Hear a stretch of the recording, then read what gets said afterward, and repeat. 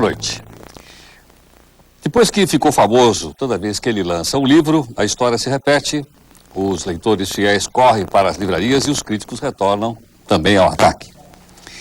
Considerando a crítica literária um mal necessário, ele segue em frente com seu estilo, mantendo a posição de escritor brasileiro mais lido em todo o mundo.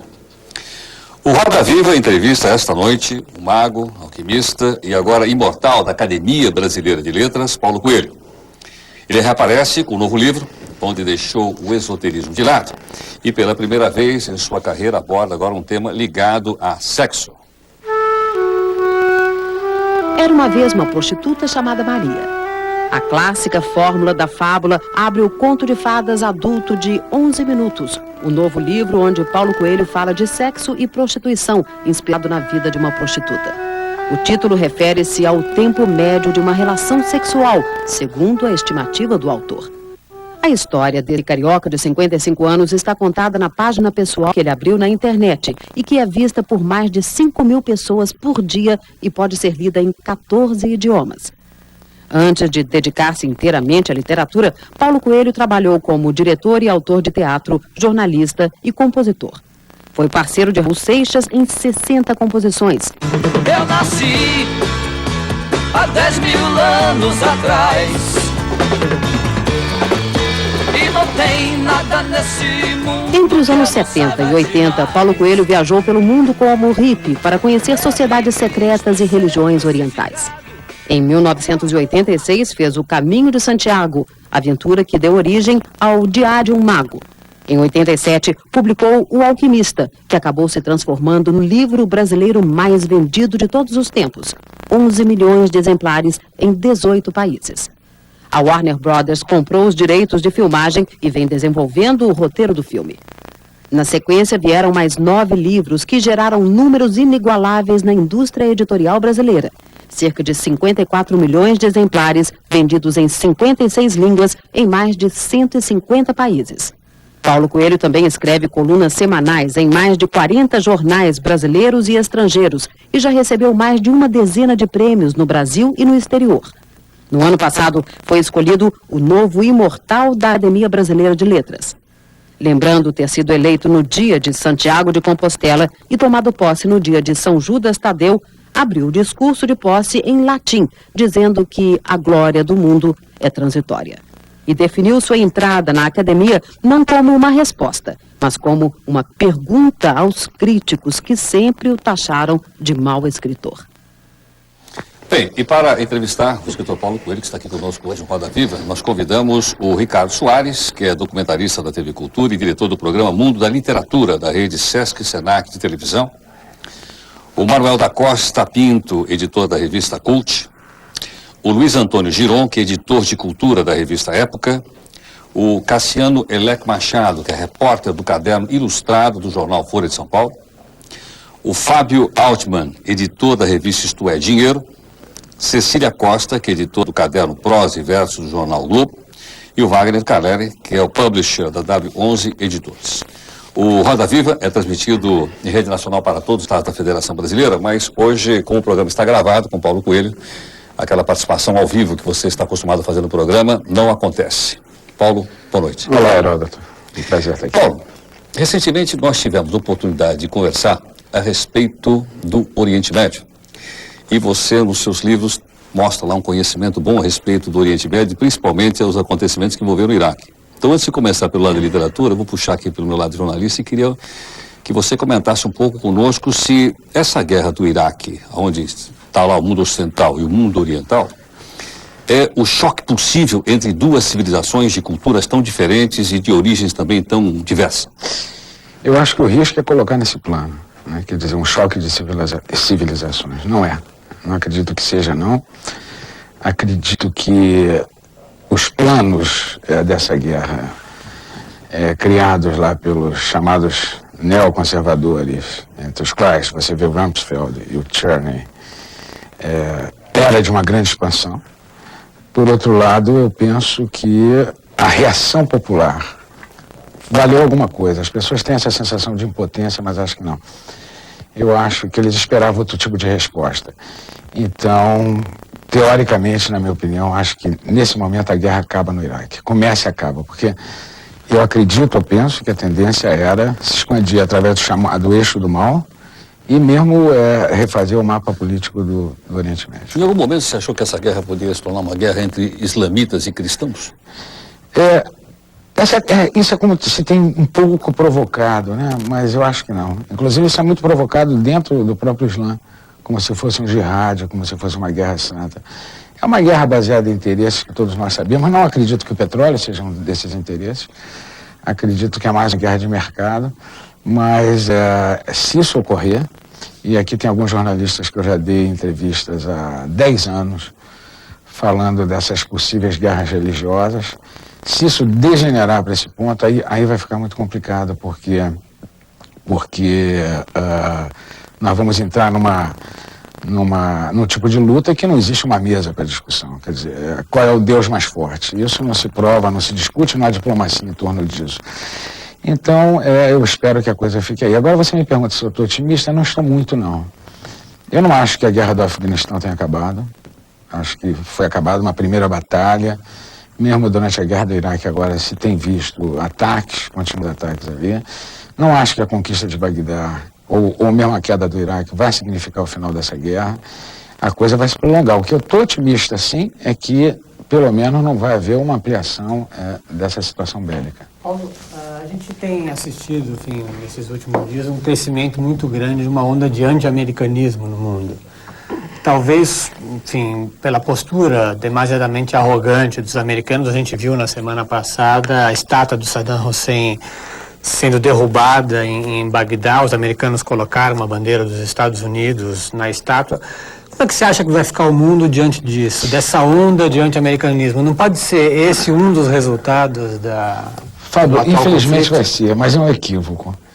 É um equívoco. Eu recentemente publiquei um artigo chamado Obrigado, Presidente Bush. Esse artigo foi traduzido em zilhões de jornais e virou, no dia 9 de março, o artigo mais lido da internet, 9 de abril. E realmente isso está colocando os americanos muito na defensiva. Quer dizer, eles entendem qualquer coisa contra essa guerra como se fosse uma manifestação anti-americana. E o que está se vendo é que, como um lado está extrapolando, o outro também está. Acho um grande perigo, enfim, muitos americanos eu tive a oportunidade de ver através das respostas dos e-mails, são contra a guerra, não a maioria, mas são contra a guerra. E o grande perigo é esse, quer dizer, botar alguém na defensiva e a coisa virar realmente anti-americana. Ô Paulo, você esteve no Irã, onde você foi muito bem recebido, inclusive foi registrado isso num documentário do People on Arts. Eu queria perguntar para você o seguinte, tendo estado no Irã e tendo chegado ao inconsciente, de certa forma, inconsciente coletivo do Irã também, essa percepção exatamente do que estamos falando, desse anti-americanismo, dessa guerra santa, você com a convivência ali com seus leitores, a recepção que você teve, você acha, isso é perceptível? Que percepção você teve desse aspecto que a gente está falando, tendo estado lá no Irã? Eu já tive em vários países árabes, e no Irã, que não é considerado um país árabe. Eu queria então generalizar, e sem entrar em detalhes específicos de tal e tal país, não existe isso. Ou não existia. Eu acho que a situação mudou muito depois da invasão do Iraque. Você chega no Irã, ou em qualquer outro país, as pessoas gostam de Coca-Cola, elas estão afim de escutar um rock, elas estão afim enfim, de um jeans. A mesma coisa, por exemplo, quando eu tive nos países da esfera, enfim, da cortina, ex-cortina de ferro, né? Eu me lembro de ir no mercado negro de Praga e encontrar lá discos de rock sendo vendidos, e o sonho do cara era ir para o Texas. Enfim, você não consegue reprimir certo tipo de coisa. Agora, com a guerra, enfim, que radicaliza as opiniões, até mesmo aqui a gente está ouvindo falar em boicotar produto americano, mas pela minha experiência pré-guerra, né, isso não acontecia. E eu posso dar uma experiência pós-guerra, que é Kosovo, ou melhor, Iugoslávia. Houve um sentimento anti-americano muito grande, que não durou muito tempo. Não durou muito tempo. Quando você usou, ou melhor, você lembrou a expressão do presidente Bush, eixo do mal, né? Que é o Iraque, Coreia do Norte, qual é o outro? Irã. E o Irã. Isso está num sentido estritamente político, ou nós podemos chegar num sentido esotérico, do mal, representado pelo demônio? Acho que a ideia dele foi essa. Inclusive você vê claramente antes, o Reagan, sendo flagrado, porque foi um erro de jornalismo feito, agora pegaram Bush em cima aqui, o Reagan foi flagrado chamando a Rússia do Império do Mal também. Né? E ele estava se referindo muito a uma coisa da Guerra nas Estrelas, que no final terminou se transformando numa realidade. Não, eu acho que aí realmente foi uma primeira tentativa, né, de pegar 3 países e não no sentido muito mais prático. Muito Paulo, mais... sobre você, até na entrevista que a gente fez, você falou até a propósito do artigo que você escreveu, que é Obrigado, Presidente Bush e tal, você falou de uma reflexão sua a respeito da transformação de monstros em heróis, por causa de todo esse conflito no Oriente Médio, esses conflitos mundiais que o Império Americano anda levando adiante, né? Como é que você vê isso? É o que está acontecendo, né? Quer dizer, hoje em dia, se você vê Bin Laden, que é um terrorista que bombardeou lá, ou não sei, aliás, mas vamos dizer, ao qual foi imputado os atentados de 11 de setembro, virou um herói. Né? Quer dizer, durante o início da guerra do Iraque, o Saddam Hussein, com todos os crimes que ele cometeu, ele passou a ser um herói, o único que está se batendo contra o Império Americano. É o que tem acontecido, né? Quer dizer, isso a gente vê no decorrer da história. Agora, existe, infelizmente, a frase do ABBA. Aliás, ABBA é um grande conjunto musical, aproveito para dizer aqui que eu gosto muito. Estive com a Frida recentemente, que diz: o vencedor leva tudo. Né? Então, essa é a dura realidade. Então, no final, os vencedores, que também agiram arbitrariamente, né? E não estou falando do povo americano, estou falando do Bush, vai virar o grande herói, quando, na verdade, a atitude foi monstruosa. O vencedor as batatas, como dizia uma assim. Paulo, de qualquer forma, o que a gente está falando sempre aqui é de algum tipo de política regida por ideias inspiradas em discurso religioso, em misticismo. E você é um escritor identificado com esoterismo, com misticismo. Como distinguir esse misticismo instrumentalizado politicamente daquele misticismo e experiência espiritual esotérica que você professa nos seus livros? Você tem que ir para a noite dos tempos para... Quer dizer, primeiro deixa eu discordar um pouco, eu não professo nenhum misticismo nos meus livros. Uma vez dito isso, você tem que ir para a noite dos tempos realmente para saber que a guerra, curiosamente, ela está na alma do ser humano. Ela é um rito. Ela é um rito que o homem não pode viver sem ele. E essa é a trágica realidade. Ela está muito mais ligada à ideia do sacrifício. Quer dizer, quando você vai... Existem vários tratados a esse respeito, mas quando você vai para a guerra... Porque eu fico pensando, como é que vão me obrigar a ir para um lugar que eu vou morrer? É uma coisa muito, muito forte. E, no entanto, você vê que em todo esse rito laico da guerra, existe a ideia do sacrifício. O sacrifício é uma coisa presente nas religiões. Eu não vou para a guerra para matar. Eu vou para a guerra para me oferecer em sacrifício ao meu país. Você tem alguns sintomas ou alguns exemplos muito simbólicos disso. Quer dizer, o soldado desconhecido é a pessoa comum. É aquele que é sempre reverenciado. Faz parte do ritual da visita de qualquer presidente, de qualquer país, visitar o homem comum que se ofereceu em sacrifício pelo seu país. Ele nunca visita o herói que libertou. Ele visita o herói que morreu. Né? Isso um dos aspectos da guerra como um objeto sagrado. Outra coisa que você vê também, e acho que foi Ítalo Calvino que escreveu sobre os comícios de Nuremberg, você vê, mas não tenho certeza agora, ou se foi Canetti, agora não me lembro, mas você vê que num processo de guerra, a vida de milhões de pessoas que consiste em assistir televisão, ir trabalhar num lugar que não quer, e, enfim, viver de uma maneira muito, muito convencional e aborrecida, ela passa a ter um sentido. Quer dizer, e se referindo aos comícios de Nuremberg, logo na ascensão de Hitler, aquela massa gigantesca acha que a vida agora da massa está justificada. Então ela vai ao ataque. A guerra, por trágico que isso possa parecer, e aí que os políticos manipulam muito bem, ela dá um sentido à vida do homem comum, que termina na homenagem do soldado Mas, desconhecido. Paulo, você não acha que nunca se viu, como agora nessa guerra, uma onda tão grande de passeatas, de movimentos pacifistas?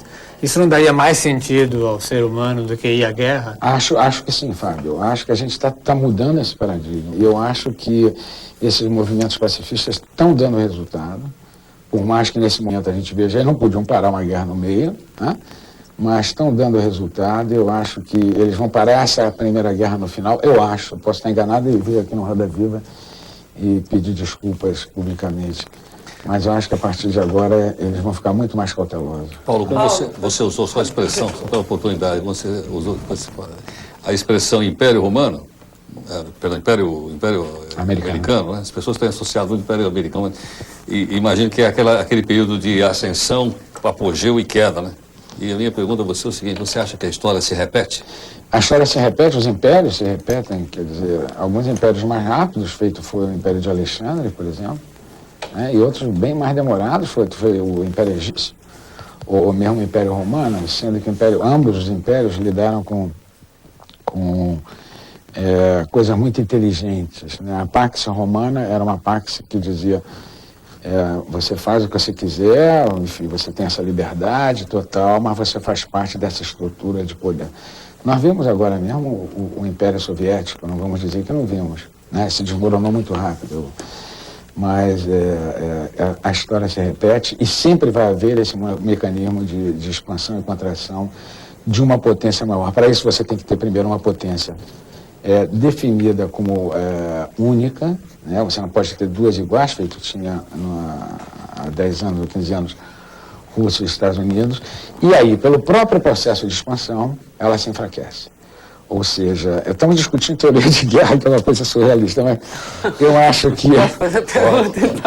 eu acho que na medida em que ela vai se expandindo e se agigantando, é que nem uma firma qualquer, que nem o paradoxo, a comparação é pertinente, você termina perdendo o controle e ela se enfraquece e fica muito vulnerável. Tomara, né? Vamos ver a derrocada do Império Americano. Não vamos, eu acho que não vamos ver a derrocada do Império Americano, acho que talvez nossos bisnetos, sim, acho que nós não. Uhum. Paulo, você quando escreveu sobre o obrigado presidente Bush e recebeu aquelas cartas todas, você disse que houve uma reclamação até por você estar tomando uma atitude política, que alguns leitores falaram que não queriam de você, né, um posicionamento político. E eu fico curiosa também, em relação ao 11 Minutos, que já está no primeiro lugar na lista de mais vendidos da ficção, se você também teve reclamações de leitores desde o lançamento, que você estava meio assim, com medo de entrar na questão de sexo e principalmente sobre a cena sadomasoquista. Houve alguma reação? Alguém te mandou? Houve algumas reações, deixa eu dizer, com relação à carta, as reclamações que vieram eram de meus leitores que eram a favor da guerra. Ou seja, todos os outros leitores que eram contra a guerra e pessoas que nunca tinham me lido, contra a guerra, eles se posicionaram a favor do texto. Outra coisa que eu quero ressalvar também, que aqui eu não imaginava esse tipo de repercussão. E terceira é que eu não vi nenhum outro intelectual. Eu vi coisas aqui, coisas ali, circulou um texto apócrifo do Garcia Marques na internet, mas não é do Garcia Marques, né? Mas não vi ninguém se posicionando assim muito claramente. Com relação aos minutos, eu tinha... Aí faço uma observação que houve até os intelectuais brasileiros assinaram um abaixo-assinado, né? Vários, era o Leonardo Boff, que bom. Contra a guerra, mas eles assinaram isso exatamente um dia antes da guerra e acabou que não teve muito espaço nos jornais. Mas bom você houve colocar... um pronunciamento dos intelectuais brasileiros. Bom você colocar isso. Houve também do Saramago. Agora eu estou me lembrando, ele colocou. Mas de uma maneira geral, eu achava que a posição tinha que ser muito mais clara, né? Houve do Chomsky, houve de alguns, mas coisas meio pingadas, né? Com relação aos minutos, tive sim. Teve reclamação? Tive, no momento que eu estou dando essa entrevista, eu tive, vamos dizer, uns 80 e-mails, para minha surpresa, e as pessoas se descrevem, né? Porque já que a guia é uma prostituta, ela se escreve: olha, eu sou mãe de família, sou não sei o que lá, olha, eu sou um estudante, e tem sido extremamente positiva. Eu não tinha exatamente medo, Cecília, eu tinha A reação dos leitores tem sido boa, eles têm falado... Tem, mas incrivelmente boa. E a igreja, Paulo? A igreja não vai se manifestar. Não vai, não. Você tem você guarda uma posição de respeito em relação às tradições da Igreja Católica. Até eu pergunto se a igreja não vai se manifestar. Eu acredito que ela não vai se manifestar, não. Mas a reação tem sido muito... Quer dizer, ninguém alta. ficou chocado, nenhuma das Até o pessoas momento viu? ninguém. Até o momento ninguém. Um homem que foi numa conversa, o que ele falou? Ele queria associar muito o livro a um tipo de misticismo. Paulo, na antigo. continuação disso daqui, queria... Você reagiu aqui, você na apresentação da sua vida, nessa pequena biografia, ele se diz que você abandonou os temas esotéricos. Aqui, já que você permite... Só um instantinho, aqui você falando com o Manuel, ele falou, você professa misticismo em alguns, e você reagiu imediatamente. Eu queria primeiro perguntar uma coisa, se você em algum momento se julgou um escritor esotérico? Não. Essa é a primeira pergunta. Desde o primeiro livro de Jared Mago, não. A segunda é o seguinte, de qualquer forma, a tua literatura, ela está ligada, ela tem assim, eu calculo que o grande êxito, a expressão e a repercussão impressionante que tem a sua literatura, é que você lida com com algo que está dentro das pessoas, com algumas, você mostra para elas, você monta o quebra-cabeça de algo que as pessoas têm dentro de si, elas se identificam e naquele momento, que é o grande mérito da literatura em si, né? De abrir para as pessoas o mundo interno delas e permitir a elas que elas lidem com as suas ilimitações, que eu acho que é o grande mérito da tua literatura, que ela democratiza o fato de você poder... Qualquer um olha, lê o seu livro e fala, sim, eu posso. Eu vou pegar então isso daí. Quer dizer, agora, a segunda pergunta é o seguinte, você não acha que você está avançando, você está um pouco frustrando, não começa a frustrar os seus leitores no momento que você se afasta um pouco Só para adicionar uma pergunta na rebárbara dele, eu ia fazer uma pergunta parecida com a dele, eu queria saber... Você apareceu no cenário, até as primeiras reportagens, sempre com a figura de o mago, né? Isso. Até que ponto a figura do mago hoje ela te incomoda e você tenta se livrar dessa capa? Então vamos dizer, ela não me incomoda nada. Recentemente, num programa de televisão, alguém me perguntou, mas existem até pessoas que acham que você é um mago. Eu disse, eu também acho isso, eu também assumo isso inteiramente. Acho que o processo da magia ele faz parte da minha vida e fará parte da minha vida para sempre. Isso é uma coisa a qual eu me dedico desde a minha juventude e espero continuar através dos dias que me serão concedidos. Uma vez dito isso, eu tenho dois referenciais. O primeiro é o Brasil. O que aconteceu no Brasil? O primeiro livro a sair foi o Diário de um Mago.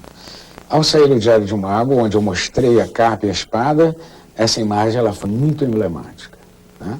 Enquanto no resto do mundo, o primeiro livro a sair foi O Alquimista. E como não tem nada de esotérico, nada, é um livro que fala, enfim. Tanto é que eles queriam trocar o título, queriam botar um outro título, o livro, então, eu nunca fui caracterizado como tal. Embora, repito, assuma inteiramente todo o meu percurso espiritual dentro da magia.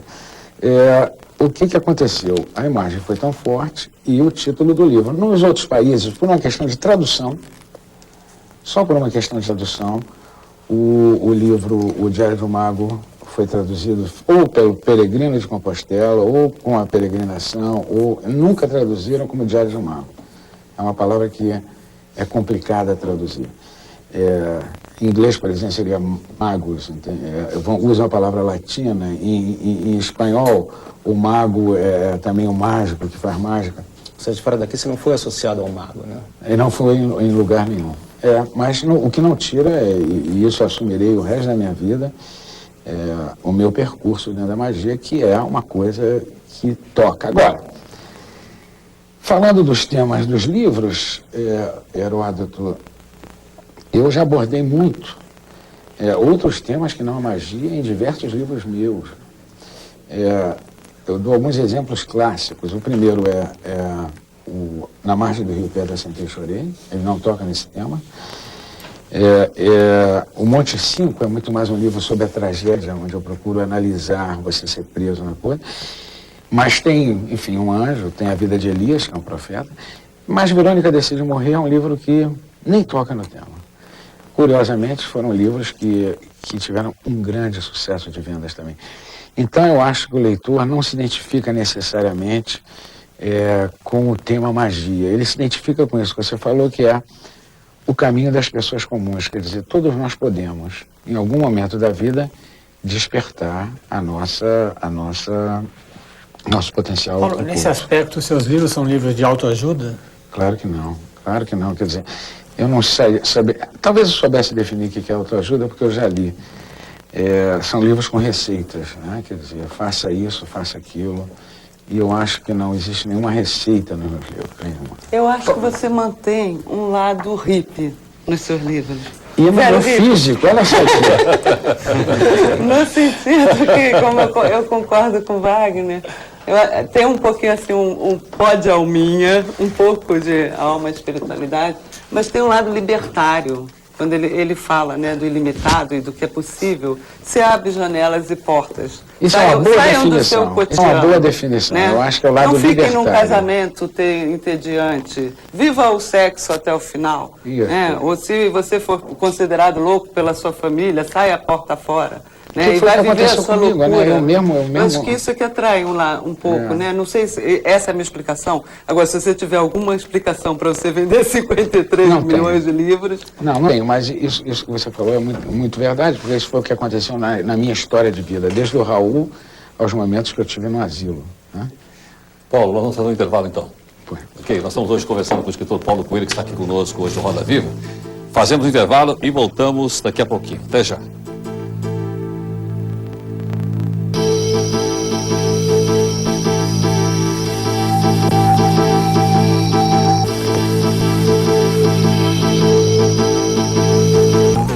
Bem, hoje nós estamos conversando com o escritor Paulo Coelho, nosso convidado hoje aqui no Roda Viva. E hoje o Roda Viva está gravado, por esse motivo, então, aquelas perguntas que você faz normalmente, através de fax, ou através de e-mail, ou através de telefone, ficam para uma próxima oportunidade. Paulo, eu gostaria de fazer uma pergunta a você agora, puxando aí para o lado esotérico. Vou repetir a você uma pergunta que foi feita para o Siddhartha Gautama. Poxa vida! Posso fazer? Por favor. O que acontece com a pessoa depois que ela morre? Ô, Heródoto, primeiro é preciso morrer para a gente ter essa resposta concreta, né? Agora, se você me perguntasse, no próprio discurso da Academia Brasileira de Letras, eu cito, eu acredito em vida após a morte. Acredito não, tenho certeza. Se você me perguntasse no próprio discurso da Academia, eu cito isso, porque eu pergunto, por que nós buscamos a glória? Essa frase em latim é sic transit gloria mundi, né? Quer dizer, a glória do mundo é transitória e nós buscamos ela. E é uma coisa que faz parte da nossa vida. Por que nós buscamos? E não temos resposta para isso nem nada. Mas eu acho que no dia final, no dia que você morrer, Deus, que eu acredito profundamente, vai te perguntar uma frase, uma pergunta muito simples, que não foi se você pecou, se você traiu, se você fez isso. Você amou o suficiente? Eu acho que a tua resposta a essa frase é básica. Borges tem uma poesia que é muito interessante, talvez eu destendo um pouquinho aqui, mas ele diz que o inferno e o céu são a mesma face, que você vai contemplar pela eternidade. E se você teve uma relação de amor com aquele rosto, né, que pode ser alguém que você conheceu, isso vai ser o paraíso, porque você vai estar contemplando o objeto do teu amor. E se você teve uma relação de ódio, isso vai ser uma relação de inferno, porque você está condenado à eternidade a contemplar, enfim, o teu ódio, o teu próprio ódio. Acho que a imagem de Borges, a gente acreditando ou não acreditando, é uma imagem muito forte. Então, Paulo, você está falando do Borges aqui, eu queria, que eu estava lendo uma citação sua ao Borges, queria até pedir licença para fazer uma autorreferência, porque em 1988 eu fiz uma matéria com você tinha acabado de sair, você estava na editora Eco ainda, no Rio de Janeiro, não era o autor de sucesso que você se tornou posteriormente, estava vendendo muito bem no Rio de Janeiro. Por que estou citando essa matéria? Que foi uma relíquia achada aqui entre o pessoal da pesquisa da TV Cultura. Porque na matéria, você dizia assim, eu queria ir um pouco para a literatura. Nós estamos falando de guerra, de medicina, eu queria falar um pouco de literatura, já que você citou Borges. Você dizia nessa entrevista, na época até a estratégia de divulgação vendia você como um mago. A gente tem aqui com pipetas e tubos de ensaio. Aí você diz assim, naquela ocasião, que o mal maior do escritor brasileiro é querer ser sempre genial. Ninguém quer simplesmente contar uma boa história. Todos se voltam apenas para o lado intelectual. Gostaria muito de ser um Saint-Exupéry e não um James Joyce. Você continua pensando igual? Continua. Prefere ser Saint-Exupéry do que James Joyce? Sem dúvida, sem dúvida. Além do mais, Saint-Exupéry virou até um bilhete de 50 francos na França. Tem uma história aventureira, foi uma pessoa que viveu, né? E no Brasil, infelizmente, é um escritor que não tem muito respeito. Mas se eu tivesse que escolher entre os dois, hoje eu diria, né, o Ricardo, eu preferia Paulo Coelho. Mas se me fosse colocada as duas maneiras de viver do Saint-Exupéry e do Joyce, eu ficaria muito mais com a maneira de viver do piloto que foi, e que não sei o que lá, e que era correio, e que morava no deserto, e que um dia esse avião desapareceu durante a guerra, do que de uma pessoa que estava muito fechada no seu mundo, embora não tenha nenhuma crítica. Vamos dar outra comparação, que é o Proust e o Hemingway. Também dois que tiveram duas vidas radicalmente diferentes. E eu ainda ficaria, se eu tivesse que viver lá nas caçadas, enfim, indo para Cuba, fumando, eu não daria um tiro no rosto feito do Hemingway. Mais emoção do que razão, é isso, Paulo? Mais emoção do que razão? Não, eu acho que ambos lidam com a razão e com a emoção. Joyce tem emoção, né? Saint-Exupéry tem razão, né? Agora, a escolha de vida e a escolha de como transmitir isso está muito mais clara e objetiva em Hemingway, em Joyce, em Henry Miller, do que está em Joyce, do que está em Proust, embora eu adore Proust. Fala, Cassiano. Eu ia te perguntar, você fala sempre, quando te perguntam o que você gosta de ler, você fala do Borges, do Henry Miller, do Saint-Exupéry, e até quando ele fez essa referência ao Joyce, eu lembro que você falou mal do Ulisses uma vez, e depois disse que gostava do Dublinenses, etc. Que é mais difícil. Quer dizer, você não criticou frontalmente nenhum não criticou frontalmente nem o Ulisses do James Joyce. Queria saber, você que é tão criticado, tem sua literatura tão atacada, o que você acha que é má literatura? O que você lê e fala, isso aqui é horrível, eu primeiro queria fazer aqui, eu vou dar uma rodada, e quem leu Ulisses até o final, sejam honestos. Não. Ninguém. O Girão leu. Tá bom. Deixa eu ler até o final. Não consegui ler a tradução do Antônio Wise, entendeu? Mas o original é mais fácil. Mais mérito. Você é muito chique, Gil. Eu cheguei quase até o final do monólogo da Molly Bloom. Eu li o monólogo da Molly Bloom, evidentemente, que é o final. O Joyce, ele foi emocional, um escritor emocional. Ele escreveu... ele foi um cara que viajou muito também, né? Não quis dizer que ele era assim, eu queria saber nesse paradoxo que ele faz entre razão e emoção. Do escrita que ele diferencia do Exupéry, sem desmerecer Exupéry. Eu queria saber você, Paulo, como é que você escreve? Porque a gente sempre fala nisso, não sei se o telespectador sabe disso. Como você escreve? Você escreve pensando nessa aventura da vida? Você escreve pensando na história? Que tipo de relação que você tem com a escrita? Perfeito. Então eu vou pegar a pergunta do Cassiano que eu não respondi, que é o que é má literatura. É muito difícil julgar, mas já que você perguntou, eu vou me dar a liberdade de ser um crítico. Má literatura é aquela que a pessoa pensa no vestido e não pensa no corpo que está dentro do vestido, usando uma coisa de moda. Ou seja, as pessoas se concentraram tanto na forma, que esqueceram o conteúdo. Então, é uma roupa lindíssima, onde durante anos a gente viu associada a ideia da genialidade com a incompreensão, o que não é verdade. Eu sempre, volta e meia, ouço citar o exemplo de Van Gogh. Quem lê a vida de Van Gogh, por favor, Van Gogh tinha um irmão que era marchand, e que foi ele que não queria vender os quadros de Van Gogh, mas toda hora o Van Gogh nunca vendeu o quadro enquanto viu. Não é bem assim, embora exista uma série de outros escritores que realmente foram mal sucedidos. Baudelaire, por opção. Vendeu 500 exemplares. Mas por opção também. Era eu chamaria um maluco beleza. né? Baudelaire, típico maluco, beleza. E outros, você vê, pô, Genet, aí a gente pode entrar por, enfim, um caminho interminável. Mas voltando à tua pergunta, então, má literatura é isso. Uma excelente forma no conteúdo sofrível e medíocre. Então, aí, Giron, passando para a sua pergunta, o meu processo de escrever, ele é muito inconsciente, no que se refere ao tema. Eu tenho, evidentemente, zilhões de ideias, mas eu tenho uma que fica ali, remoendo, crescendo, e nesse momento, que eu escrevo uma vez a cada 3 anos ou 2 anos, eu tento forçar algumas ideias e não consigo. Eu posso até fazer exemplificar com uma música, né? Eu tinha uma grande vontade de escrever uma letra sobre um livro indiano, que é uma batalha, que é o Bhagavad Gita, né? Que é um dos clássicos da literatura indiana. E eu não conseguia. E não conseguia, mas dizia, bom, isso jamais virá uma letra de música. E aconteceu que um dia, lá em Dias d'Ávila, na Bahia, o Raul disse, pô, já que a gente não pode escrever sobre o livro, por que não escrevemos sobre o momento do livro? Que é o momento em que o Arjuna vira para Krishna e diz, quem é você? E ele começou, sou a luz das estrelas. Eu disse, ai, vamos por aí. E, pum, em 4 minutos saiu a letra de 4 minutos,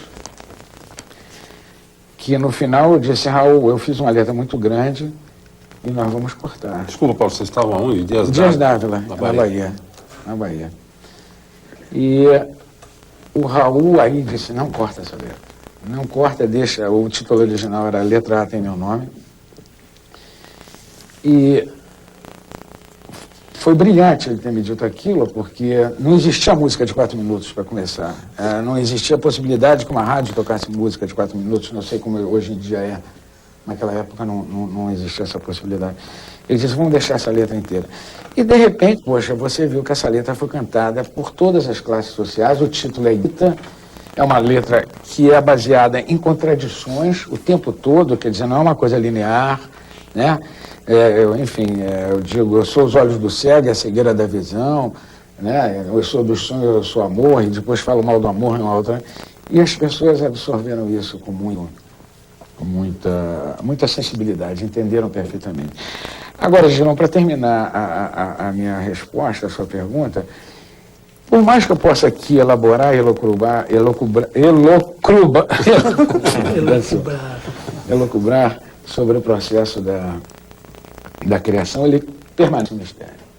E se eu tentar desvendá-lo totalmente, eu vou cair nas seguintes armadilhas. Eu vou querer agradar o leitor, eu vou querer repetir uma fórmula, eu vou querer, enfim, terminar o livro rapidamente, que eu termino rapidamente, mas espontaneamente.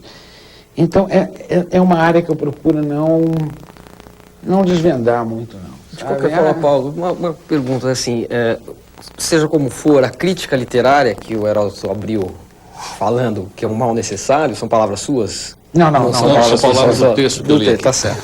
Mas que seria um mal necessário. De qualquer maneira, existe uma cisão entre o público que lê seus livros e a crítica literária é considerada acadêmica. Não acadêmica da Academia Brasileira de Letras, mas acadêmica no sentido das universidades, dos pesquisadores, aquelas pessoas que compõem o sistema literário e que, bem ou mal, estão escrevendo a história da literatura brasileira e que vão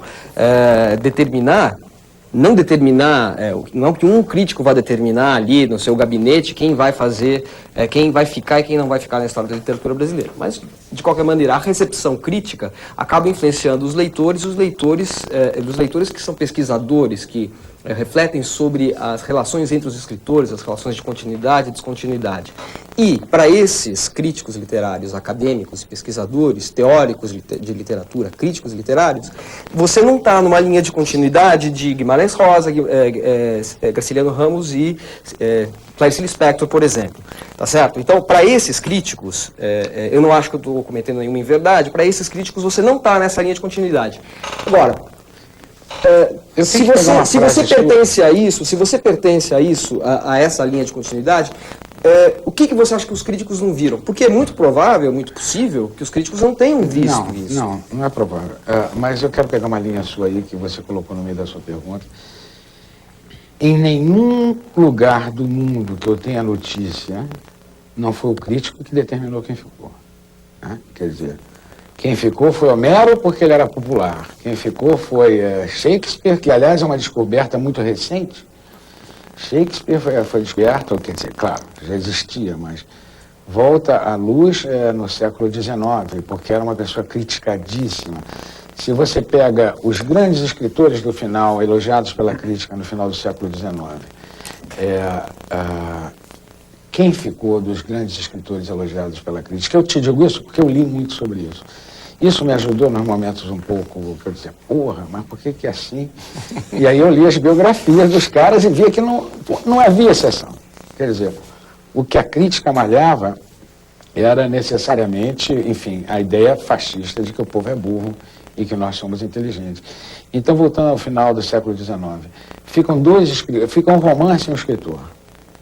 No final do ano vitoriano, no final do período vitoriano, que o escritor é Oscar Wilde, que não podia ter sido mais malhado e mais, enfim, combatido pela crítica. E o livro é Drácula, de Bram Stoker, que infelizmente foi colocado no gueto do terror. As pessoas não leem, as pessoas infelizmente não leem uma literatura que eu acho genial, que é ficção científica, porque acha que é tudo robô, disco voador, não é nada disso. É uma literatura, quando você vai ver o Matrix, quando você vai ver 2001, quando você vai ver alguns filmes que tocam, né? Tem clássicos de ficção científica fantásticos, mas está no gueto ali. Mas eu discordo de você, desculpe, eu vou fazer um parênteses só. Balzac foi reconhecido em seu tempo, Stendhal foi reconhecido em seu tempo, Tolstói foi Zola reconhecido era em seu lido tempo. escondido. O Zola, ele tinha inimigos políticos por causa do afé... Antes do afé. Dostoiévski, que foi um escritor que foi preso e caiu em desgraça. Dostoiévski morreu em glória. Mas o Balzac não era respeitado. Sanders criticava era considerado e Stendhal dizia que ele era um gênio. E fora essa questão com a academia, ele tentou 2 vezes entrar para a academia francesa. Mas a academia francesa e a academia brasileira não se confundem com Voltando a Zola, deixa eu só completar a Zola. Você disse que Zola... Ele era popular, mas não era respeitado. Exatamente. Voltando a Zola, o Zola, se você ver um filme do caso Dreyfus, as pessoas saíam da livraria, e o filme é absolutamente rigoroso, com um livro, sei lá, a teoria da relatividade, não tinha sido escrito. Mas qualquer um, e o livro do Zola escondido. Isso você vai ver, quer dizer, e isso é uma coisa que eu posso falar de cadeira relativamente, tá? Evidente que você vai encontrar exceções de pessoas que foram reconhecidas. Mas as pessoas que ficaram, a crítica não teve nenhuma interferência. Na verdade, o que mantém um escritor vivo, e não estou dizendo que é o meu caso, é o inconsciente coletivo. Quantas pessoas o leram, e hoje em dia você vê, basta você fazer um download na internet, como as minhas obras são trabalhadas no sistema acadêmico clássico. Não quer dizer que o orientador da tese goste, mas ele já permite. Houve uma época que pessoas tinham que entrar na justiça para poder falar de um livro meu. O Wagner conhece mais. E no Brasil? Pela sua resposta, enfim, você disse que leu muita coisa a respeito dessa relação de crítica com os escritores. Me parece que, enfim, isso já te ocupou em algum momento, ou seja... Houve um momento de dor, eu te digo, então, quando eu queria foi. perguntar uma coisa específica. A crítica sempre falou muito mal dos seus livros, inclusive entrando em detalhes do idioma português. Houve alguma crítica específica? Eu queria que você desse algum exemplo que tenha te feito parar para pensar e a partir daí você mudou até o modo de escrever alguma coisa? Houve uma seja crítica, uma frase, uma palavra, houve uma crítica tipo do Luiz Garcia, que era negativa, em 1990, sobre Brida, que ele dizia que ele abusava, ele dizia que eu abusava de maiúsculas e eu disse, ele tem razão. Afora isso, ali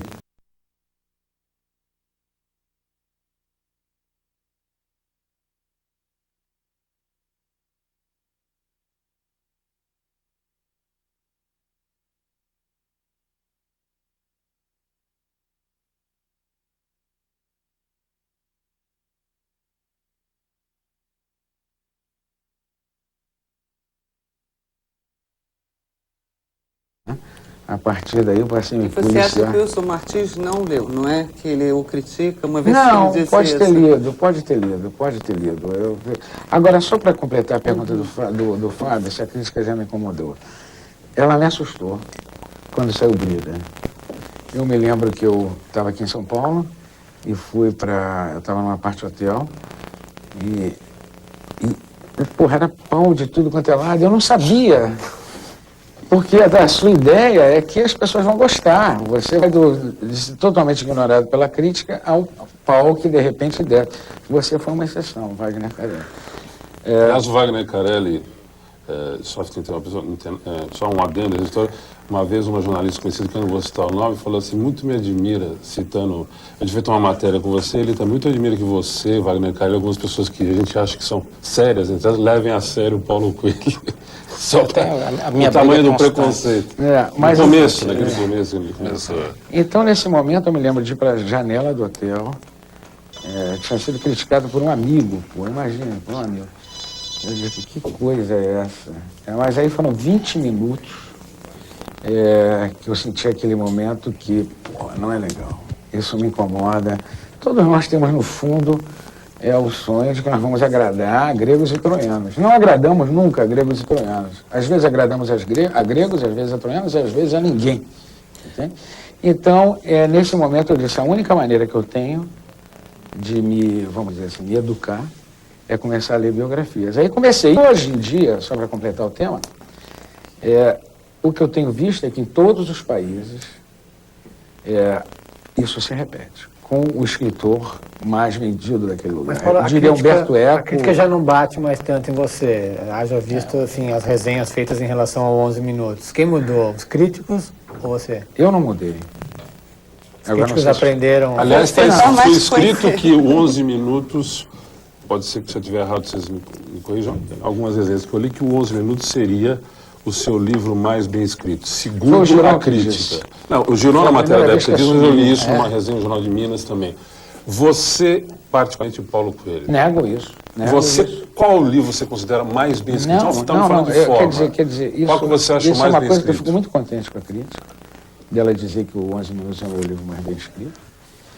Mas não é verdade. Você acha Na minha qual? opinião, eu acho que todos os meus livros são muito bem escritos. Não tem um filho dileto do ponto de vista formal? Tem, claro, o livro emblemático, Que é o Diário de um Mago. que é o Diário de um Mago, que é o livro que me projetou.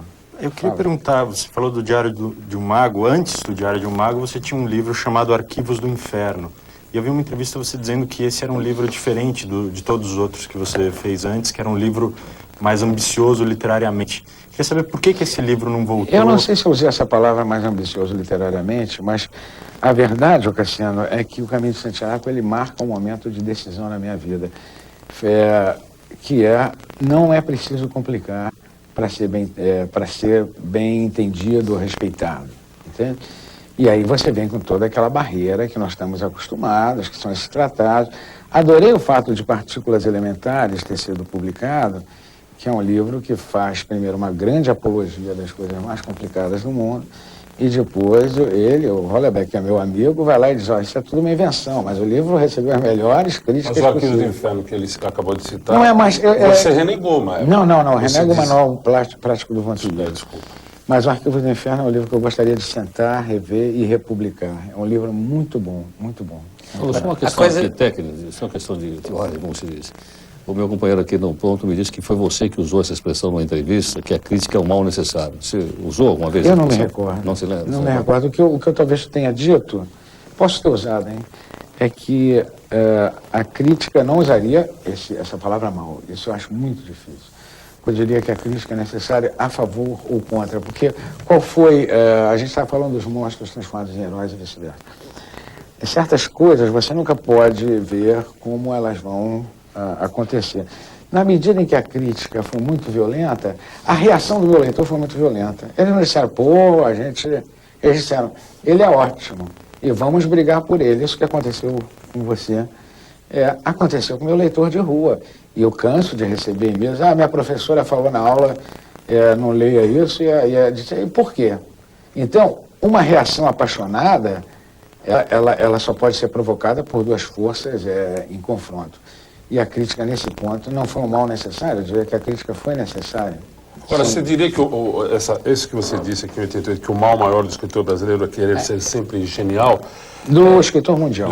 você acha que isso é por influência da mesma crítica a qual o Manuel está se referindo, que sempre cobra...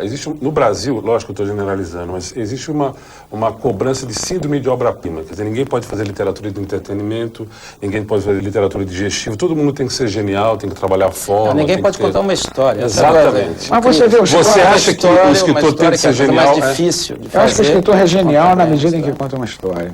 Eu acho a Mil e Uma Noites um livro genial. Eu acho Don Quixote, eu acho, enfim, a Odisseia, eu acho que são histórias hiper bem elaboradas, né? Quer dizer, eu acho todas as peças de Shakespeare, né?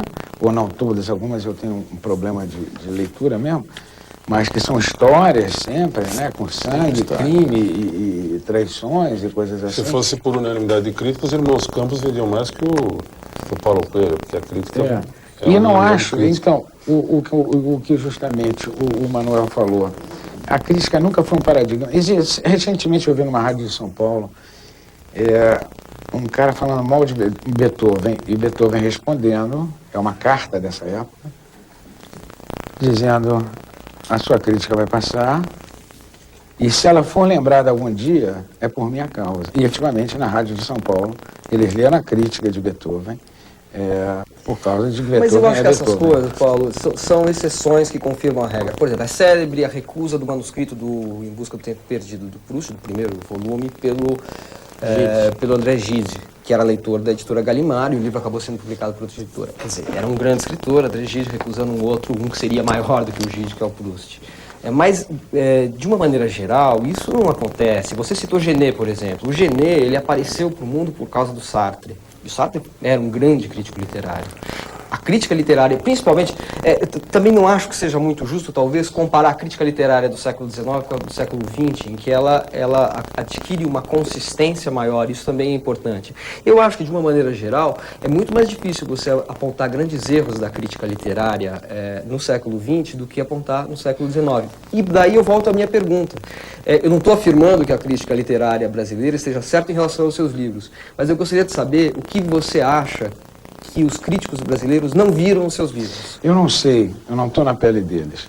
Mas eu continuo... Mas você leu, você viu que, assim, você certamente leu e falou, pô, mas ele não acontece um fenômeno muito interessante, mas eu não quero perder o início da tua pergunta.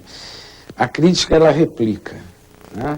Então, se um jornal como a Folha de São Paulo, o Globo, uma revista feita Veja à época, ele é a favor ou contra, outros jornais vão ser a favor ou contra. Eles vão se pautar exatamente, e agora na crítica de 11 minutos você vê claramente, quase parte cópia das críticas que saíram nos grandes jornais, né? Então, ela é muito pautada, porque ninguém quer estar por fora, e quem está por dentro são quem? É o Cassiano, é o Wagner, é o Fábio, é o Ricardo Soares, é o Girão. Então, ela é meio pautada no Brasil inteiro, pelo que acontece no Rio. Mas voltando à tua pergunta, eu acho que você está citando exceções à regra, tá? E se você for ver mesmo a vida, enfim, até do próprio Sartre, né? Você vai ver que ele levou muito pau. Você vai ver que a gente não vê isso, né? Mas todas essas pessoas, e que é o lado positivo, talvez, do que o Heródoto falou, quando você leva o pau, e eu vou te citar dois exemplos clássicos. Você tem duas alternativas. Isso que aconteceu comigo aqui em São Paulo. Eu ir para a janela do hotel e dizer, porra, que merda. E agora? Aí você pode ou aceitar e mudar teu estilo, né? Ou se julgar uma pessoa injustiçada e dizer, essas pessoas não me entendem. Porque esse é o grande lance, né? Quando a gente fala que o escritor foi incompreendido, não é pelo público, é normalmente pela crítica. Por isso que você disse que é vanguarda uma vez. É por isso que eu sou vanguarda. Então, eu vou citar dois exemplos de duas pessoas que caíram nessa armadilha, três. Um foi Patrick Suskind, que escreveu O Perfume, que eu acho um livro brilhante, brilhante. Acontece que a crítica foi implacável. Isso é uma droga de livro. O Patrick Suskind, que tinha uma peça chamada Trombone, né? Depois escreveu uma coisa... O contrabaixo, perdão. nunca mais escreveu nada. Nada. Mora lá no sul da França e promete que vai escrever. O segundo exemplo foi Jostein Gaarder, que escreveu O Mundo de Sofia, que foi outro pau universal. No Brasil até não houve tanto pau, não. E o Jostein Gaarder quis cooptar a crítica. Então, o seu próximo livro já tenta seduzir a crítica e aí dançou, não teve uma posição. O terceiro é a Susana Tamaro. Não fez muito sucesso no Brasil, mas foi um fenômeno de venda no mundo inteiro. Escreveu Vai Onde Te Leva o Coração, Vada Onde Te Porta o Cora. E quando chegou o seu próximo livro, foi Detonada. Eu defendi ela publicamente na Itália, levei um pau também. Como é que você defende uma mulher dessa? E ela saiu com um próximo livro que eu acho que se chamava Anima Mundi, que quis agradar os críticos. Não agradou nem aos leitores, nem aos críticos. Então, qual é a coisa mais positiva do crítico? Ele te põe um desafio. Você acredita no que você faz, cara? Você sabe o que você está fazendo?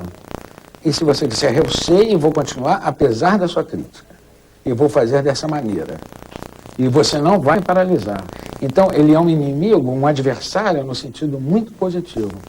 Porque você vai passar ano, e claro que vai haver o que é normal, que é uma união entre as duas pessoas. Ninguém quer dizer, entre o crítico e o escritor. Paulo, desculpe, nós vamos fazer um intervalo agora, nosso tempo já é esgotado nesse segundo bloco, daqui a pouquinho a gente volta fazendo todas as perguntas. O nosso convidado hoje é o escritor Paulo Coelho, que está aqui conosco, fazemos um intervalo, daqui a pouquinho nós voltamos com mais uma parte do nosso Roda Viva hoje. Até já.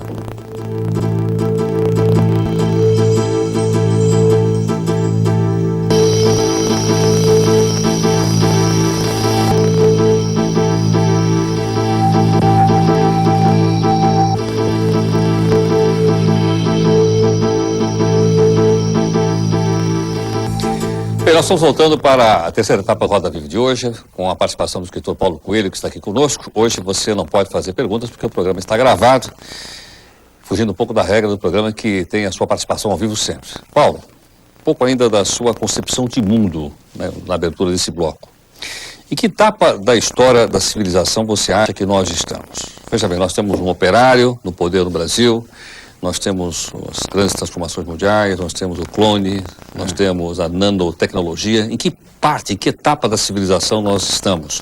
Agora falando do ser humano como um todo. Heródoto, é uma pergunta muito difícil, mas se eu tivesse que sintetizar numa frase, eu diria que a gente está no fio da navalha. Ou seja, estamos cruzando eventualmente para um lugar muito bom, mas é um momento onde os ânimos estão muito acirrados e a gente pode cair. Falo do capitalismo selvagem, falo de uma mundialização não bem compreendida, falo da tendência objetiva e concreta das guerras religiosas e, ao mesmo tempo, uma vez atravessando esse fio da navalha, eu falo de novos valores, que, aliás, é o que marca muito meus livros. Quer dizer, voltar para uma certa simplicidade, saber que um jardineiro e um engenheiro são duas pessoas absolutamente iguais, talvez um ganhe um pouquinho mais que o outro. Não acredito que a diferença de salário entre um jardineiro e um engenheiro no mundo inteiro seja muito grande, nem no Brasil nem fora, mas eu faço jardim porque eu gosto, faço engenharia porque eu gosto. Abrir mais o seu lado intuitivo, o seu lado feminino, uma percepção diferente da realidade, né? E finalmente isso tudo sem que seja necessário o super-homem. Isso sendo o caminho das pessoas comuns. Então, sem super-homem e sem revolução? Não, a revolução é aí que está. A revolução, ela já está acontecendo há algum tempo. E o que não aconteceu é uma massa crítica. Então, de repente, por exemplo, quando os Beatles aconteceram, o mundo inteiro pegou fogo por causa dos Beatles, mas os Beatles vieram apenas mostrar o lado visível da revolução. Foi aquilo que provocou a parte visível do iceberg. Mas aquilo era uma corrente que já vinha sendo montada, um vulcão que estava prestes a explodir. Então, a revolução, os guerreiros da luz, eu acho que isso já é uma coisa muito concreta. Muito concreta. Então, Paulo, falando em massa crítica, eu queria retomar aquela acesa discussão aqui que a gente estava levando. E eu queria fazer uma observação em relação à recepção que a crítica tem da obra do Paulo Coelho.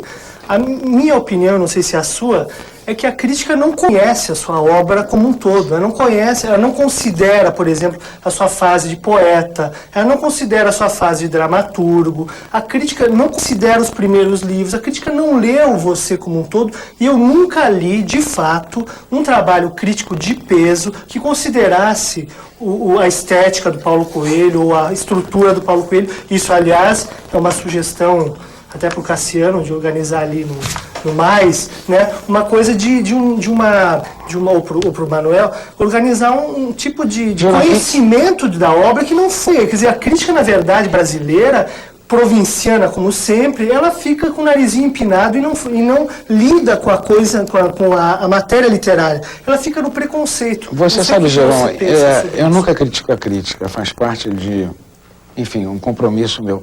Mas, infelizmente, isso é verdade. Eu acho que não há um conhecimento. Você pinça de um livro uma frase X e faz a crítica inteira em cima daquela frase, né? Que, evidente que num livro de 254 páginas ou que 300, você vai usar uma frase que ela é comum, né? Mas aquela frase ela vai ser destacada e colocada e tudo. Infelizmente é verdade. Agora, parte da culpa é minha. Porque tampouco eu abri ou mostrei esse lado. Eu acho que já é hora de mostrar mais o que eu fiz no resto da minha vida, como é que vem as peças de teatro, todo o meu trabalho como compositor e por aí. Então eu tenho uma dose de responsabilidade nesse desconhecimento, que foi muito pautado justamente por 1990, quando saiu Brida, e que a partir daí foi suavizando até, enfim, hoje em dia já não é. Tanto é que 11 Minutos recebeu críticas muito boas e a Roupa publicou um jornal com essas críticas. Agora, Paulo, eu concordo com você quando você fala ao Manuel que a crítica não vai determinar a qualidade do livro.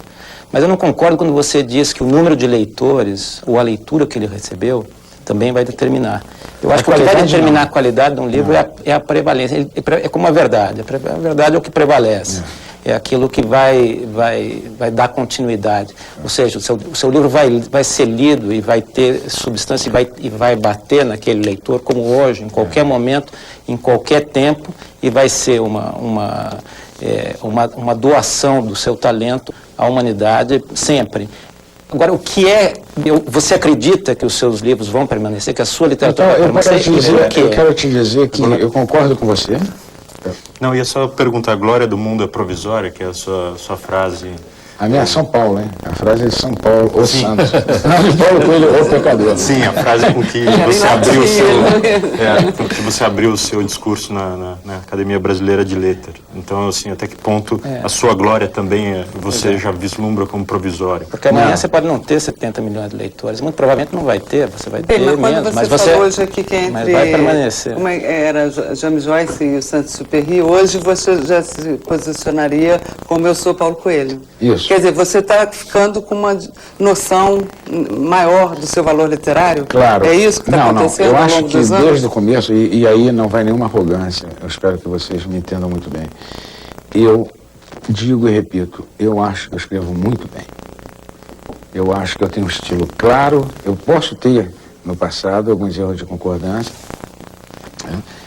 Mas eu escrevo bem. E tem que dizer isso sem nenhuma falsa modéstia.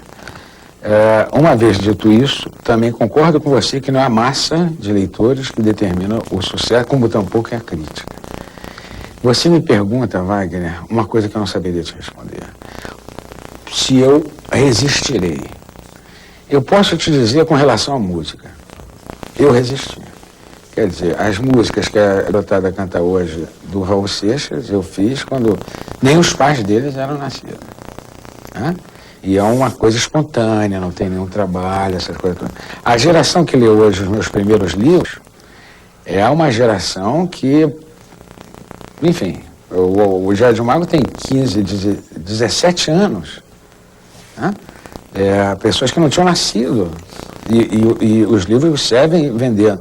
Então, passei de uma geração para outra. Isso me dá uma alegria? Claro, evidente. Mas se eu vou permanecer... Ask him, pergunta o chefe. Agora, se você permanecer, o que é? Qual é a qualidade intrínseca que você vê na tua literatura? Quando você diz assim, eu escrevo bem, que é que te diz Porque isso? eu sei ser direto sem ser superficial. Foi direto sem ser superficial. Isso. Mas e não tem a ver, você não tem a ver muito mais com o conteúdo, com o que você está dizendo? Sem dúvida, com sem aquilo, dúvida. por Sem exemplo. dúvida. Você só pode ser direto sem ser superficial se você tiver conteúdo. Isso. E nesse caso não é, você não admitiria que é o teu caminho espiritual que te levou a escrever o que você escreve da maneira que você escreve, e o que você está passando é esse teu caminho, essa tua experiência de caminho Você colocou interior. num dos momentos mais que eu fiquei mais sem graça aqui, porque eu tive que falar aquilo que eu acredito, que eu sou um bom escritor, e realmente eu acredito nisso, mas fiquei um pouco Você é um bom sem graça. Obrigado. Mas aí eu pensei em Muhammad Ali. Ele disse, eu dizia, eu sou o melhor lutador. Porque se ele dizia, eu sou o melhor lutador, acho que as pessoas não podem também se esconder atrás de uma modéstia, dizer, eu não sei, vou deixar. Não. Está ali o melhor de mim, eu acho que é bom, eu acho que a prova de que pelo menos geração uma geração é uma prova de qualidade. Acho que o conteúdo tem a ver, sim. E eu não diria a minha vida espiritual, eu diria a minha vida, que é uma soma da minha vida espiritual, a minha vida mundana, a minha vida, enfim, todas as minhas muitas vidas que eu vivi até hoje. Você acha que todo mundo que faz muito sucesso é bom? A gente pega Não, alguns exemplos no eu acho Brasil. que não. Roberto Carlos, Michael Jackson. Roberto, sim. fora. Roberto Carlos eu acho bom. Milhões, Michael Jackson, não. números grandes significam Não, sucesso? não. Mas qual o Acho que segredo, não. então, de uma pessoa que consegue atrair tanta gente para sua arte e ela não ser boa? É marketing? É o quê? Não, eu não acredito nessa história de marketing tampouco, porque, veja bem você, o pior marketing que o meu não é possível. Eu não tive no início nenhum anúncio, nem nada, o Ricardo foi um dos raros caras que me entrevistaram, né, o Wagner também, e o marketing que eu tive foi só pau. Né? Quer dizer, não pode haver marketing pior que esse. Eu fui para o exterior, quem é? Paulo Coelho? O que é isso? Não sabemos quem é. Cheguei na França, a minha editora, e ela conta isso no livro dela, ela escreveu um livro sobre a nossa relação. Ela disse que ela estava indo para o banco vender a editora, passou por uma banca de jornais e comprou o L'Express daquele dia. Eu tinha entrado na lista dos mais vendidos, que depois eu fui para primeiro, né? Mas, poxa, era uma editora pequena, continua sendo uma editora pequena e há essa coisa da fidelidade, né? Então, eu não sei, por exemplo, uma pessoa que tem uma grande curiosidade de entender e não consigo entender, é Britney Spears. Eu já perguntei a zilhões de pessoas por que ela faz sucesso. E não só eu não vou conseguir entender. Aqui está cheio de exemplo no Brasil também, né, Paulo? Que você é quase um mineiro, né? Você não fala, mas no Brasil está cheio de gente igual a Britney Spears. Porque foi considerada no ano passado a artista mais influente. Nós estamos falando da maior vendedora, foi considerada a artista mais influente. Aí eu perguntei a várias pessoas e nenhuma delas assumia. Eu escuto o Britney Spears. Você sabe o que acontece, Fábio? Eu nunca vi, nesses 10 anos, nas famosas colunas O Que Eu Leio, seja da Veja, do Globo, do JB, da Folha de São Paulo, de onde tiver, eu nunca vi um livro meu ser citado. Mas por quê? Porque não pega Não sei. Aí é que o Bill Clinton leu o seu livro. Você acha que se o Bush tivesse lido o seu livro, ele teria feito coisa diferente? Não, porque o Asnar leu meu livro, encontrei com o Asnar e... Paulo, você estava comentando fenômenos como a Britney Spears, ele falou de Michael Jackson, etc. Eu queria que você comentasse um outro, entre aspas, mago, que é um dos poucos que voa por cima de você em termos de vendagem, que é o Harry Potter. Eu não queria saber como você interpreta esse fenômeno. Que livros maravilhosos. Não sei se você leram Harry Potter. Não é bom? É ótimo. É maravilhoso. E a mulher entende muito bem da coisa. Então você está... você lê? Li. As crianças... São esculhambadíssimos, também. A crítica também escolheu. Não, não detesta. Não, Harry Potter, os livros são ótimos. Uma tolerância da crítica. Eles são muito bons. É grande literatura. Por que É a melhor você literatura quis juvenil. tanto a academia? Quer dizer, não era a academia ali do Manuel, é a nossa velha academia centenária do Machado. estava ligado um pouco a essa questão dos críticos? Não, Era uma ao contrário. bucetada de luva de pelica? Não, vê lá, Por quê? você Por que candidatar você e lutou correr um tanto? risco de perder uma eleição para dar uma bofetada em crítico. Aí, pô, eu queria, porque era um sonho, faz parte do meu sonho, feito, sabe, de infância, de ir na academia, enfim, é um lugar emblemático, é um lugar onde as pessoas são muito diferentes. Você acha que ali só tem bons escritores, Paulo Coelho? Não vamos entrar nesse mérito, mas ali, né, não vamos entrar nesse O que mérito. você lê de autores brasileiros contemporâneos? O que você gosta? A gente falou de vários O escritores. que vocês chamam aqui. contemporâneos? Não vale Jorge Amado e tal, tem que ser mais pra cá. Exatamente. Do que surgiram no Está sendo passado. feito hoje no Jorge Brasil. Amado pra cá. Você conhece, Eu acompanho. tanto em poesia quanto em prosa, assim, que seria, porque tem muitos escritores, no Rio, por exemplo, tem poetas como Carlito Azevedo, Sebastião Chorlete, Francisco Alvim, que é de uma geração da contracultura, que saiu da poesia, Ô, né? Manuel, Na prosa tem o Milton Ratum, Eu não vou responder essa pergunta, seria extremamente injusta. Porque eu ia destacar uns, isso significaria não destacar outros. É muito complicada a tua pergunta, porque são pessoas que eu conheço a luta, algumas delas, o que elas têm feito para mostrar, para dar visibilidade ao trabalho delas, que é o que eu fiz para dar visibilidade ao meu trabalho, e citar 2 ou 3 e não citar todos, seria uma coisa muito delicada, muito delicada. Agora, se a gente pudesse citar de Jorge Amado para lá, eu cito. Tá atrás, Você acha que você tem precursores na literatura brasileira? Eu nunca pensei nisso. Malbatã Malbatã é um grande escritor. não seria um precursor? Seria um seu? precursor. Seria um precursor. Vasconcelos, que você citou no... Eu citei, fiz Academia questão de Brasileira citar de José Letras. Mauro Vasconcelos. Esquecidíssimo, né? José Mauro Esquecidíssimo, Vasconcelos, injustiçadíssimo. que vendia como Paulo Coelho na década de 70. Exato. Mas esse não Mas permaneceu, eu hein, já li. Paulo? Hã? Esse não permaneceu. Esse não permaneceu. Por Sabe quê? por quê? Pelo mesmo fenômeno do seguinte, É boa lembrança, não ficou. Justin Gardner Mas porque ele parou ou porque ele se tentou mudar de intimidou lado? totalmente. Ele se intimidou. Mas os livros deles ainda estão aí, Rosinha Minha Canoa, o outro. O Feitiço de Freabol. Esse já não vende, meu pé de laranja lima. Pé de laranja lima Não ainda vende vende em mais, escola, não pô. Mas ficou. o Malbatã é mais próximo, né? Com Você acha Ele que também nunca foi um autor que vendeu muito, né? Mas o Malbatã tá aí. Mas se eu tivesse que dizer minhas influências brasileiras, as minhas influências, infelizmente, são mais estrangeiras. Infelizmente, elas são mais estrangeiras. Mas as minhas influências brasileiras iriam pelo Malbatã, que eu citei no meu discurso de posse. Ela iria por Aloysio Azevedo, que eu tenho uma grande admiração. Álvares Azevedo? Não, Aloysio Azevedo. Bicho. O Zé Mauro você citou como Eu uma nunca li o homenagem. Zé Mauro, mas não li e já gostei. Porque tem essa crítica, né, João? Ao contrário. Que as pessoas contrário, não li, não declararam na... Não li, já gostei. Agora, você conheceu o Malbatã, né? Tem esse episódio. Conheci o Malbatã. Você- Quando eu tinha 10 anos, eu pedi para meus tios que conheciam ele, para me levar. Quer dizer, conheci o Malbatã, é até uma força de expressão. Jantamos na mesma mesa, eu era um garoto de 10 anos. Eu tinha adoração, como ainda tenho adoração, pelo trabalho dele. Felizmente estão sendo reeditados, né? E os estrangeiros, né? Podia falar da influência dos estrangeiros, até o Sparking Brook, que você gosta tanto, de Charles Morgan. E a gente está discutindo, porque a Cecília outro dia foi me entrevistar, ela disse que O Hack. Não, o lápis. O lápis. Não, o mas o lápis lápis estava no seu O lápis conhecimento. que aparece na... Ele plagiou uma irmã, tá? O lápis que aparece no 11 Minutos é uma citação de Thomas Mann, não é? Foi de tanto Iadavos. Aliás, só que a gente acabou falando tão pouco do livro, que afinal 11 minutos acaba de ser lançado, a gente acabou falando pouco. E eu queria retomar uma pergunta do início, você falou um pouco assim, que recusa, que não professa o misticismo. Mas não, eu falei que você professa o misticismo, ele falou, não, contesta essa informação. Mas tem um caráter, não misticismo no sentido de esoterismo, de cultos, procedimentos rituais, nada disso. Mas tem um caráter de sacralidade que você busca nesse livro do amor. Quer dizer, então, nesse caso aqui, misticismo no sentido de uma revelação interior, uma espécie de acesso você direto é à uma pessoa verdade, tão precisa isso nas tá suas aqui, palavras. presente, né? Você é uma pessoa muito precisa nas suas palavras. Então, eu acho que sacralidade... Eu também não sei como é que a palavra misticismo pode ser entendida. Mas eu acho que se você dissesse a sacralidade, eu tenderia a aceitar muito.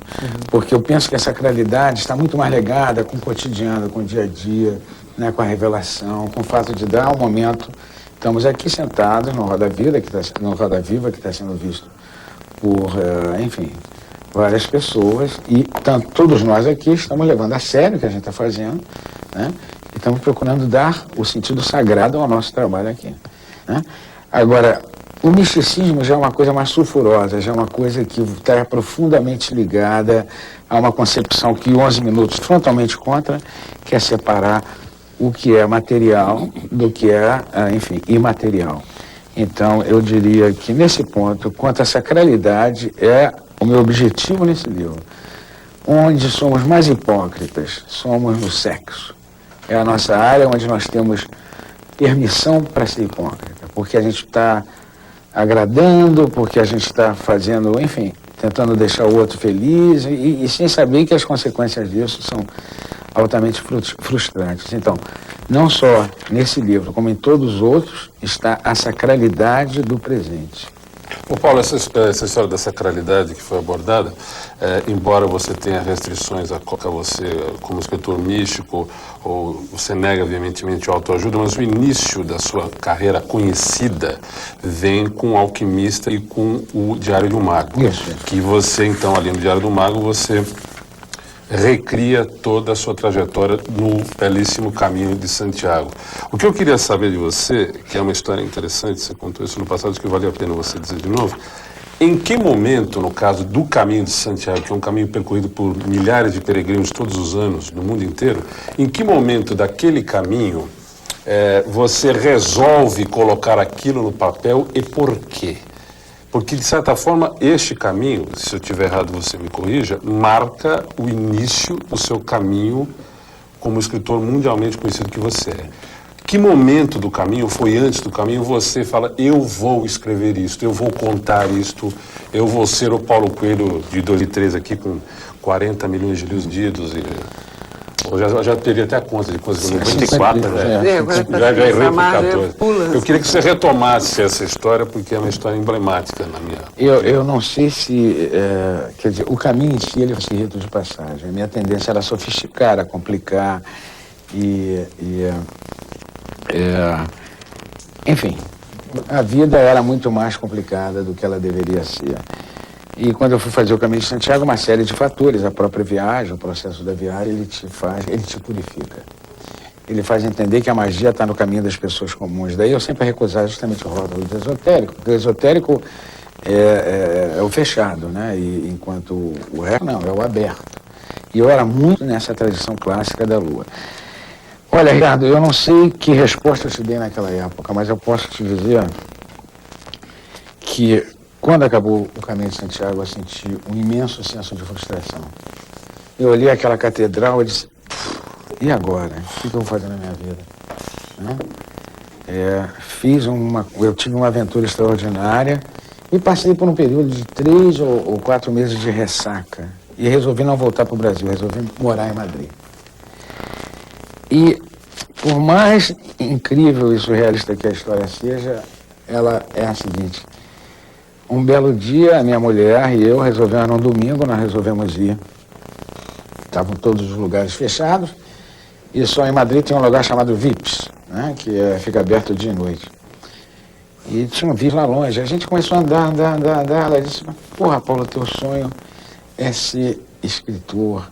Você tem que escrever, pô. Eu digo, mas Cristina, e aí? Como é que a gente vai viver essas coisas todas? Eu disse, isso é uma questão secundária.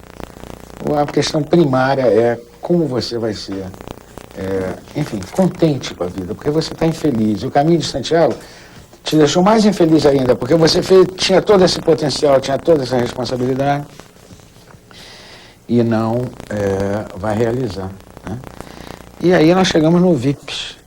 E eu me lembro que a decisão que mudou a minha vida foi tomada numa lanchonete. Sabe como é que é? Não foi assim, no lugar de um pôr do sol, sabe? Com Deus existe, um raio. É a dessacralização. E naquela lanchonete, eu disse, Cris, você segura a barra? Ela disse, segura. Eu disse, então, eu juro, eu não juro nunca, nunca. Eu juro raramente. Eu juro que a partir de hoje eu não faço mais nada a não ser escrever. E eu tinha 20 mil, sempre a música me deu muito dinheiro. Eu tinha 20 mil dólares, vamos botar em dólares, será qual era a moeda? E eu disse, dá para viver 2 anos, mais ou menos, mas aí investi 5 mil nas nossas pessoas que nos ajudaram naquele momento.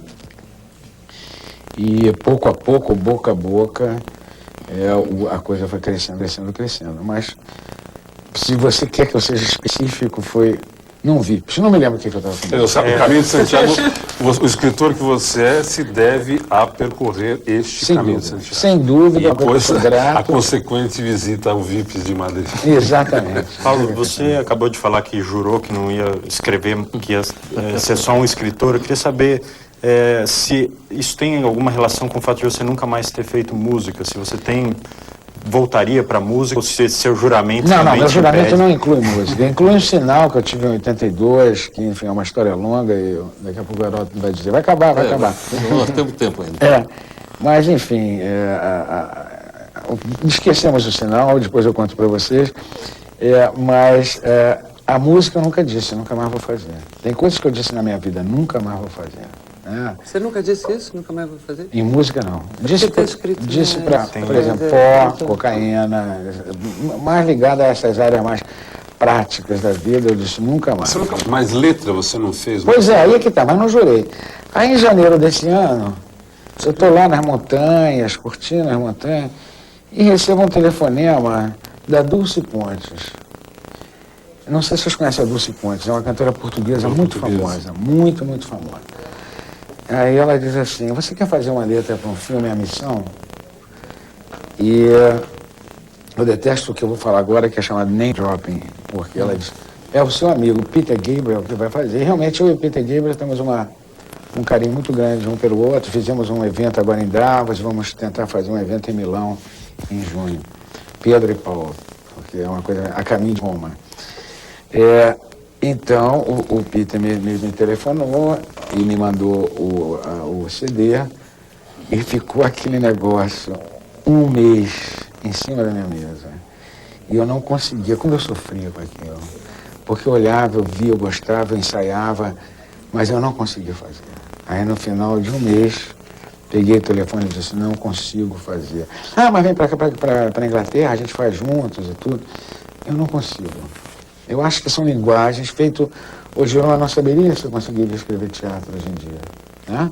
Eu não saberia. Você vai se especializando, vai concentrando, vai também aprendendo o que a vida te ensina. Você acha que fechou uma comportinha ali e não Ricardo, não sei. Mas eu não me vejo nesse momento. Porque há letras suas que, hoje eu não estou falando de desconhecimento da obra, muita gente atribui só a música a uma, que são clássicos aí do rock and roll brasileiro, que são letras suas, né? Mas não sei. Deus dirá. Assim fica a pergunta do Wagner. Será que você vai ser reconhecido? Não sei. Paulo, nós estamos encerrando o Roda Viva. 2 rápidas perguntinhas em pouco tempo. Lembra do primeiro Roda Viva? Lembro. Esse aqui foi muito diferente daquele outro? Foi muito mais... Aquele foi muito mais agressivo do que esse? Foi. O que não me impediu não saber o que eu esperava aqui. Mas foi bem mais...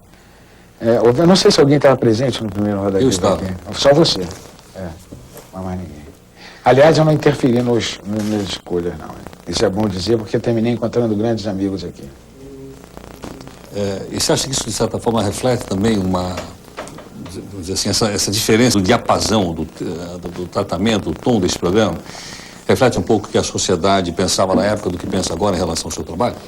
Não sei, Heródoto. Para falar a verdade, não sei. Eu acho que com essas pessoas todas aqui, eu já tive, no decorrer desse ano, relações enfim, positivas, negativas, né? Já nos pegamos aí no decorrer desses anos.